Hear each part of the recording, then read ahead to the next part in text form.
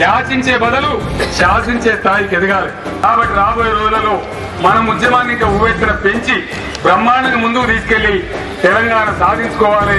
గోదావరి నీళ్లు తెచ్చుకోవాలి, కృష్ణ నీళ్లు తెచ్చుకోవాలి. అందరం కూడా కడుపు నిండా పెరుగన్నం తిని కంటి నిండా నిద్రపోయే ప్రశాంత తెలంగాణ సాధించుకోవాలని చెప్పి మనవి చేస్తూ